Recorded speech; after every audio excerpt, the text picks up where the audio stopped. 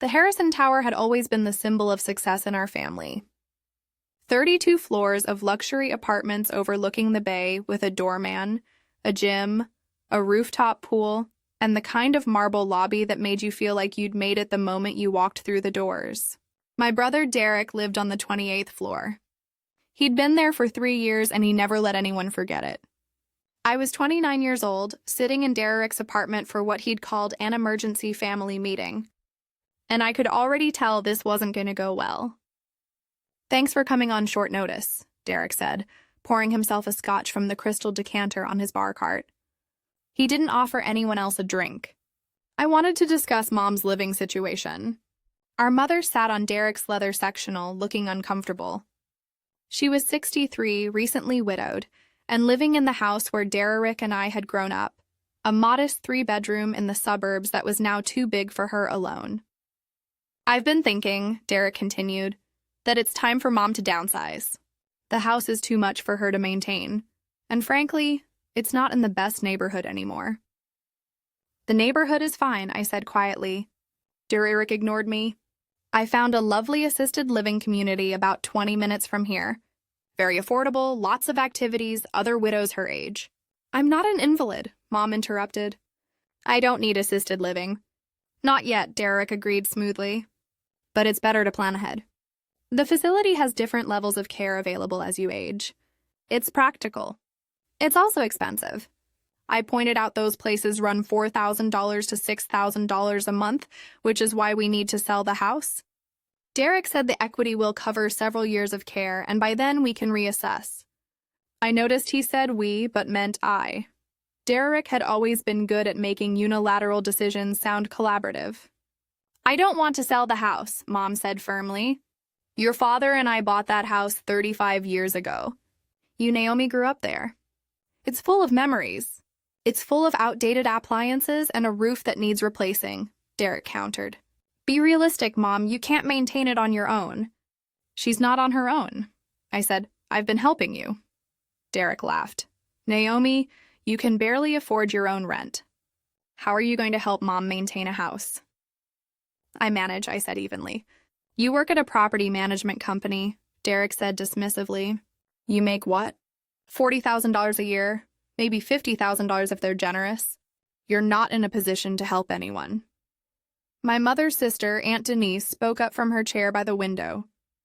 "Derek has a point, honey. You're still establishing yourself. It's wonderful that you want to help, but maybe Derek's idea makes more sense financially." "Exactly." Derek said, "This isn't about what anyone wants emotionally. It's about what makes financial sense. Mom needs to sell the house, move somewhere more manageable, and let me handle the financial planning." "Let you handle it," I repeated. "I'm a senior account manager at Fidelity," Derek said, his chest puffing slightly. "I manage $200 million in client assets. I think I'm qualified to make financial decisions for this family." He'd been saying variations of this for years. Derek was 32, had an MBA from a decent school, and worked ATA respected investment firm.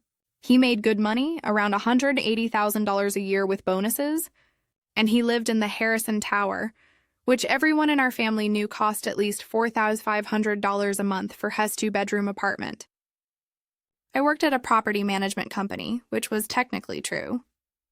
What my family didn't know was that I owned the property management company and 37 other buildings, including the Harrison Tower. But I'd never corrected their assumptions, and now seemed like an interesting time to continue that pattern. "Mom should make her own decisions," I said calmly. "Mom is emotional about this," Derek shot back. "She needs someone thinking clearly, someone with actual financial expertise." "And you think that's you?" "I know it is, Naomi. Look, I'm not trying to be harsh, but let's be honest about our respective situations. I live in the Harrison Tower, I drive a BMW, I manage millions in assets. You," he gestured vaguely at me. "You can't even afford rent here." The words hung in the air. Mom looked uncomfortable. "Derek, that's unkind." "It's honest," Derek interrupted. "Naomi works in property management. She probably makes entry-level wages. There's nothing wrong with that, but it means she's not in a position to offer financial advice to anyone. Aunt Denise nodded reluctantly. He's not wrong, Naomi. You're still young, still building your career. Maybe let Derek take the lead on this.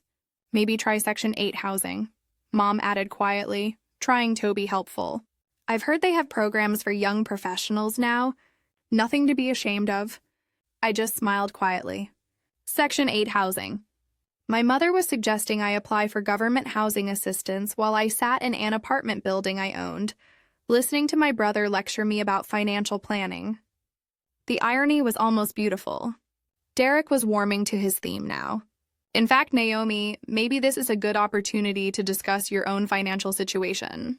Have you thought about your retirement planning, your emergency fund? Do you even have a 401k? I'm financially stable, I said mildly. Stable isn't the same as secure, Derek lectured. At your age, you should be saving at least 15% of your income. Are you doing that? I'm doing fine. That's not an answer. Look, I'm happy to help you set up a basic investment account. Nothing fancy, maybe some index funds, a Roth IRA. I can walk you through the basics. That's generous, I said. It's family, Derek replied magnanimously. I'd be a pretty terrible brother if I didn't help you get on track financially. There was a knock at the apartment door. Derek frowned. I wasn't expecting anyone. He walked to the door and opened it to reveal Michael Torres.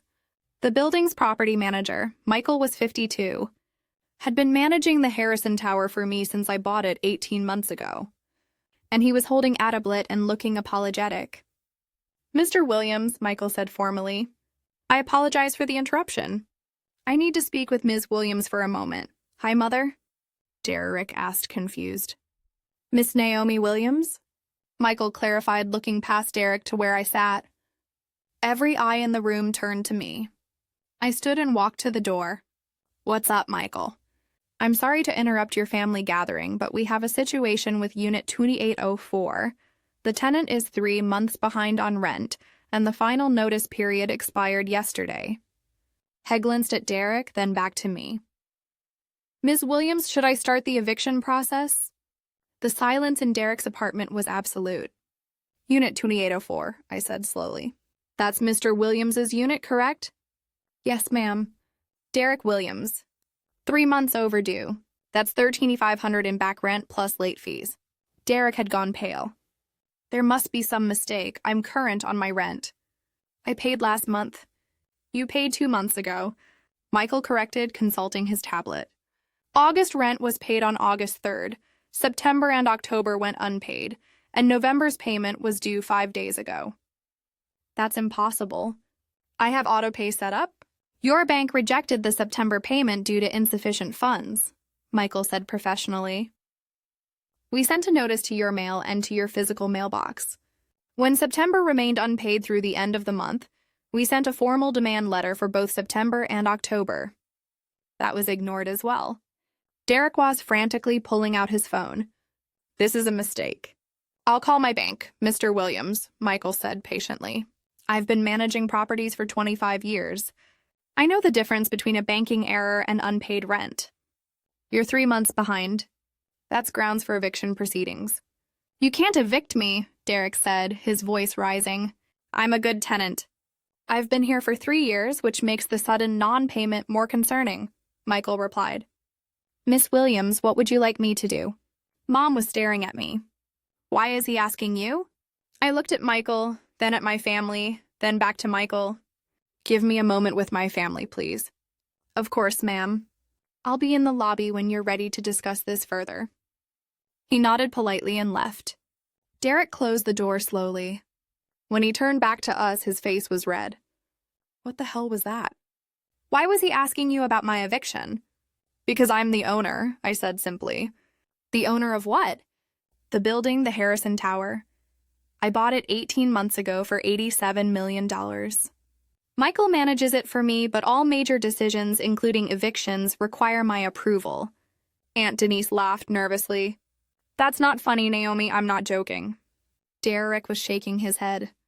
That's insane. You're telling me you own this building? This luxury high-rise in the most expensive part of the city? Yes, with what money? You work at a property management company. I own a property management company, I corrected. Williams Property Group. We manage 42 buildings across 3 states.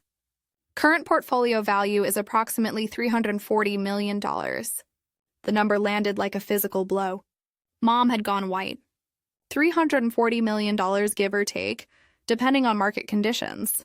The Harrison Tower is one of our flagship properties. We bought it as part of a larger acquisition deal.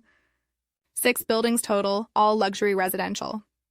Derek sat down heavily on his sectional. You're lying. This is some kind of joke. I can show you the deed if you'd like, I offered.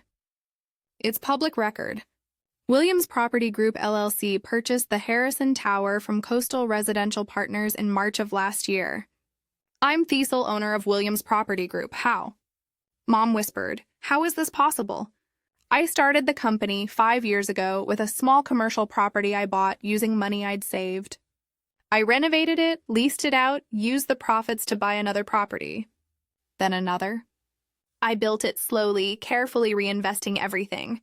5 years? Aunt Denise said faintly. You've been doing this for 5 years? Yes. I started when I was 22 with a $400,000 commercial space in a developing neighborhood. I saw the potential before other investors did. By the time I was 24, I owned 3 properties. By 25, I had 8. The growth accelerated from there. Derek was staring at his phone, frantically searching. Williams Property Group here at aloud. Private real estate investment and management firm specializes in luxury residential and mixed-use properties. Portfolio includes, he looked up, his expression shocked, the Harbor View Apartments, the Metropolitan Complex, the Ichi Harrison Tower. You own all of these, among others, I confirmed. But you never said anything. You let us think. We let you assume? I corrected. There's a difference. I work in property management. That's true. I just happen to own the company doing the managing. Mom was crying quietly. Why didn't you tell us? When would I have told you? I asked gently. At Sunday dinners when Derek talked about his job managing other people's money. At holidays when everyone congratulated him on his BMW lease. Every time I tried to talk about my work, someone changed the subject or made a joke about me being an assistant or a secretary. We didn't know, Aunt Denise protested. Because you didn't ask, I replied. You all decided what my life looked like, and nothing I said was going to change those assumptions. Derek stood abruptly. The rent, he said, I'm 3 months behind. That's not I have the money.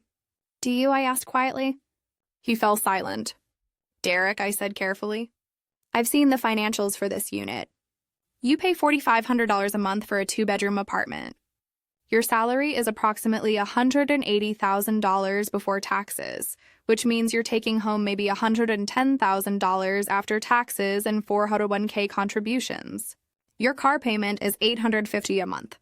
Your student loans are $1,200 a month. Your rent is $4,500. That's $6,550 in fixed monthly expenses alone.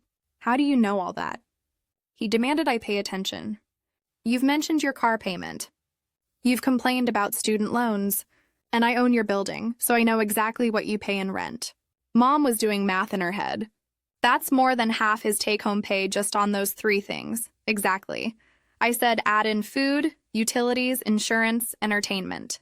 Derek's been living paycheck to paycheck for years. One unexpected expense, one bad month, and suddenly he can't make rent. Derek's face was red. I had some unexpected costs. My car needed repairs. $4,000 in repairs? I said, I know because you mentioned it at dinner last month. You had to use your emergency fund. So that's what emergency funds are for. They are. But you didn't rebuild it. Then your friend got married and you were in the wedding party. That was another $2,000 between the tux rental, the bachelor party, the gift, the travel. Then you took that vacation to Miami. I deserved a vacation. I'm not saying you didn't. I'm saying you've been spending more than you make for months and now it's caught up with you. The September rent hit your account when you didn't have enough to cover it. October was the same, and now November is due, and you're $13,500 in the hole. The apartment was completely silent. How do you know all this? Mom asked quietly. Some of it he told us at family dinners. The rest I could deduce from the rental records and the notices Michael sent. Derek ignored 3 separate communications about the past due rent. Derek was staring at his phone, his face pale. I thought I had autopay set up. I thought it was handled. I've been so busy at work. Too busy to check your bank account? I asked. Too busy to read the notices in your mailbox. I get a lot of mail. I thought they were just newsletters, or he stopped realizing how weak that sounded. Aunt Denise was shaking her head. Derek, honey, how could you let it get this bad? I didn't let it get anywhere. Derek snapped. I've just had some cash flow issues. It happens. I'll pay it all back. With what money? I asked. Your next paycheck? That won't even cover 1 month of rent, let alone 3 months plus late fees. I'll figure it out, will you? Because from where I'm sitting, you're about to be evicted from your luxury apartment while trying to convince Mom to sell her house so you can manage her finances. The implications settled over the room like ash. Mom looked at Derek with new eyes. You wanted me to sell the house while you were behind on your own rent. That's different. How is it different? Mom demanded. You stood here and told Naomi she couldn't afford to live in this building while you're 3 months behind on rent. You lectured her about financial planning while you're facing eviction. I'm not facing eviction, Derek said desperately. Naomi wouldn't evict her own brother, right, Naomi? You wouldn't actually evict me. I looked at him for a long moment. Why not? Because I'm your brother. Because we're family. We are family, I agreed. But this is business. You've violated the terms of your lease. You've ignored multiple notices. You failed to pay $1,350 in rent. Those are grounds for eviction regardless of who you're related to. You can't be serious. I'm very serious. I have 42 buildings to manage, Derek. Hundreds of tenants. If I make exceptions for family, word gets out. Standards slip. The business suffers, so what? You're going to evict me? Put me out on the street. I'm going to enforce the terms of your lease, I said calmly. What happens next depends on you. Derek's hands were shaking. I don't have $13,500. I don't know where I'd get it. You could sell your car? I suggested that BMW I's worth at least $35,000. That would cover your back rent and give you a cushion while you figure out a more sustainable living situation. Sell my car. Are you insane? I need that for work. You work downtown where public transit is excellent. I countered. You don't need a $70,000 car. You want it? There's a difference. This is unbelievable, Derek said, his voice rising. My own sister is going to evict me because I had a few bad months. 3 months, I corrected. And it's not because you had bad months. It's because you've been living beyond your means for years. And instead of adjusting your lifestyle when reality caught up with you, you ignored the problem until it became a crisis. Mom was watching this exchange with growing concern. Naomi, you can't actually evict your brother. I can, I said. And legally I probably should, but I'm willing to offer an alternative. Derek looked up hopeful. What alternative? You have 30 days to pay the back rent in full. During that time, you can stay in your apartment, but at the end of 30 days, regardless of whether you've paid or not, you're moving out. Moving out. But I paid. The market rate for your apartment is $5,200 a month.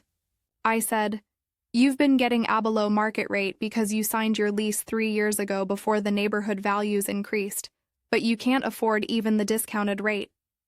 You certainly can't afford market rate, so you're kicking me out anyway. I'm giving you 30 days to find a place you can actually afford. I corrected. Consider it a favor.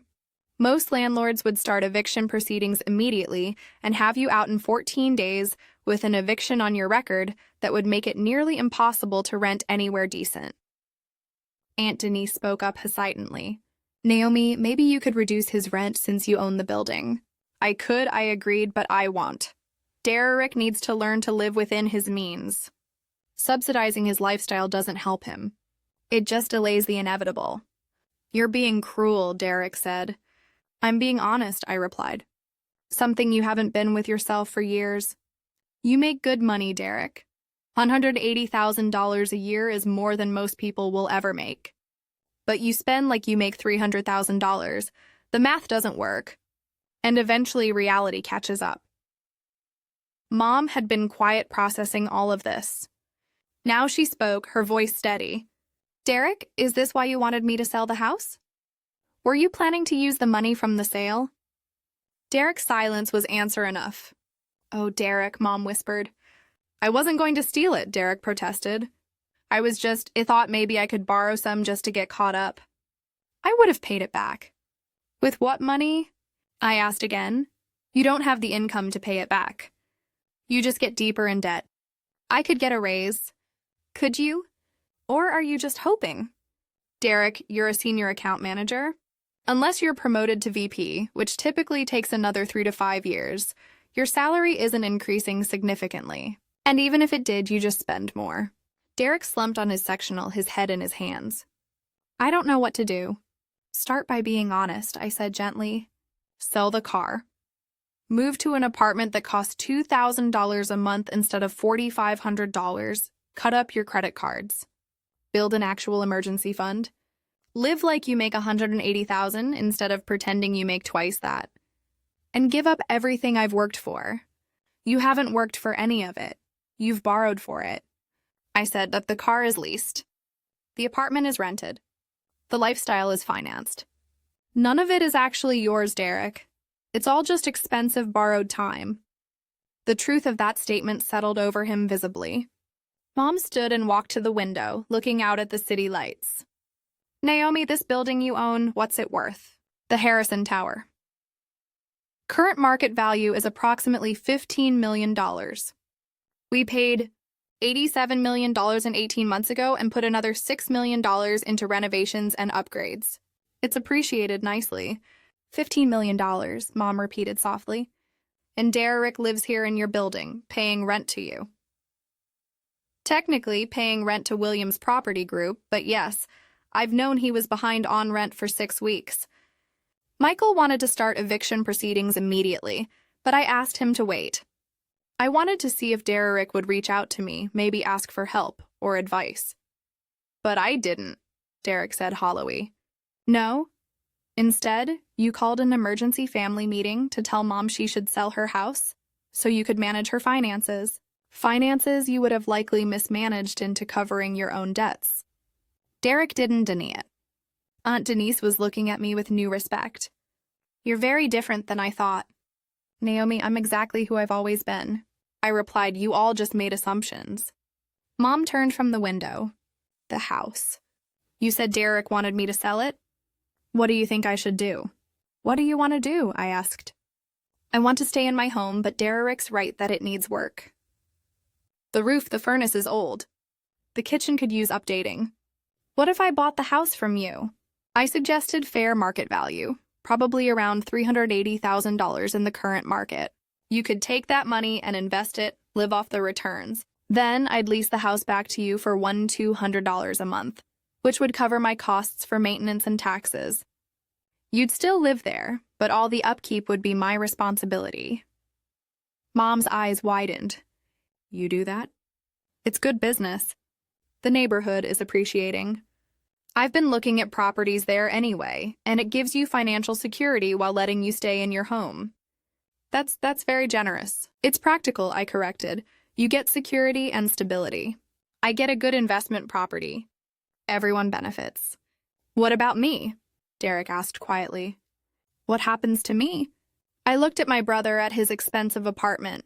He couldn't afford his luxury car he didn't need. His carefully constructed image of success that was built on sand and credit. You have a choice, I said. You can be angry at me for being honest. You can blame me for your situation. You can go tell everyone that your sister is heartless for evicting you. Or what? Or you can use this as a wake-up call. Sell the car. Move somewhere affordable. Build actual wealth instead of the appearance of wealth. In 5 years, you could own a home. You could have real savings. You could be genuinely successful instead of just looking successful. And in the meantime, in theme and time, you have 30 days to pay your back rent and find a new place. I'll give you a positive reference letter despite the late payments. I'll even help you find an apartment in one of my other buildings if you want. Something you can actually afford. Derek was quiet for a long moment. Then what would it cost? An apartment I could afford in one of your buildings. I have a one-bedroom in the Riverside complex for $1,100 a month. It's nice. Not as nice as this, but nice. Good neighborhood, good transit access, and the rent is less than half what you're paying now. $800 a month, Derek repeated. That's affordable, I finished.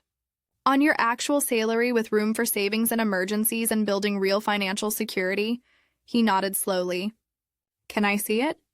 I'll have Michael set up a showing tomorrow. Mom was smiling through tears. You're taking care of both of us. I'm being practical, I said. But I smiled back. Aunt Denise stood gathering her purse. I think I should go. This is a lot to process. Naomi, I'm sorry for underestimating you. You're not the first, I said.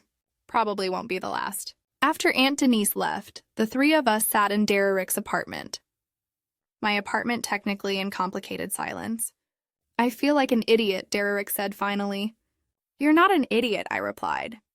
You're someone who made some bad financial decisions. It happens. The question is whether you learn from them. I can't believe you own this building. I've been living in your building for 18 months and had no idea. I bought it while you were living here. Your lease transferred to Williams Property Group, but I instructed Michael to keep all the management interactions professional and impersonal. I didn't want family dynamics interfering with business operations until today. Until you try to convince Mom to sell her house so you could solve your financial problems with her equity, I corrected. That's where family and business collided. Derek nodded slowly. The back rent. I don't have $13,500. Even if I sell the car tomorrow, it'll take time to find a buyer. And I'll waive it, I said. Both Derek and Mom stared at me. You'll what? Derek asked. I'll waive the back rent. Consider it a one-time family favor, but the 30-day move-out still stands. And Derek, if you move into the Riverside complex apartment, I expect rent on time every time. No exceptions. Why would you waive it? He asked suspiciously. Because you're my brother, and despite everything, I don't want to see you fail. But I also won't enable you to keep making bad decisions. So, I'm giving you a clean slate and a manageable living situation. What you do with it is up to you. Derek's eyes were damp. I'm sorry for everything I said tonight, for how I've treated you for not seeing what you'd accomplished. Apology accepted, I said simply. Mom came over and hugged me tightly. Your father would be so proud of you. I'm so proud of you. Thanks, Mom, when you buy the house. If you buy the house, can I paint the kitchen? I've always wanted a light blue kitchen. I laughed. It's your house, Mom. Paint it any color you want. I'll even hire the painters. After another hour of logistics discussion, Derek's move-out timeline, Mom's house sale details, the Riverside complex apartment showing, I finally left Derek's apartment and took the elevator down to the lobby. Michael was waiting as promised. How'd it go? He asked. About as well as could be expected. He'll be moving out in 30 days. I'm waiving the back rent, Michael nodded. Family is complicated. Always, I agreed. But I'm offering him a unit at Riverside. One bedroom, $1,800. Can you prepare the lease? Of course, and your mother's house purchase. I'll send you the details tomorrow. We'll need to move quickly on that one. She's motivated to sell, and I want to make sure she's taken care of. You're a good daughter, Michael observed. I'm a practical businesswoman who happens to care about her family, I corrected with a smile. Those things aren't mutually exclusive. No, I agreed. They're not. I walked out of the Harrison Tower into the cool evening air. Behind me, the building rose 32 floors, each window a story, each apartment a life. My building, my investment, my responsibility, but also my family's home at least for 30 more days. My phone buzzed. A text from Derek. Thank you. I'll do better then, Mom. I love you, sweetheart. Thank you for everything. Ismailed and slipped my phone into my pocket. $340 million in property, 42 buildings, hundreds of tenants, and one very humbling family meeting. But that's the thing about success. It's not about what you own or how much you're worth. It's about what you do with it, how you treat people, how you balance business with compassion, accountability with kindness. My brother had learned a hard lesson tonight. But he'd learned it from someone who actually cared about him, not from some faceless corporation that would have put him on the street without a second thought. And my mother would get to stay in her home surrounded by her memories without the financial stress that had been keeping her up at night. I'd built a real estate empire in 5 years, but tonight I'd built something more important. I'd built a foundation for my family's future, one that was based on honesty, sustainability, and genuine success rather than borrowed luxury. And that was worth more than any building in my portfolio. I hailed a cab and headed home to my own apartment, a modest 2-bedroom in one of my mid-range buildings, because I didn't need luxury to feel successful. I just needed to know I'd built something real, something that would last, something that could help the people I loved, even when they didn't realize they needed help. The cab pulled away from the Harrison Tower, and I watched it recede in the rear view mirror. All 32 floors of glass and steel, glowing against the night sky. My building, my brother's wake-up call, my family's future. And tomorrow it would just be Tuesday. Another day of managing properties, reviewing financials, making decisions that affected hundreds of lives. But tonight had been personal, and sometimes that made all the difference.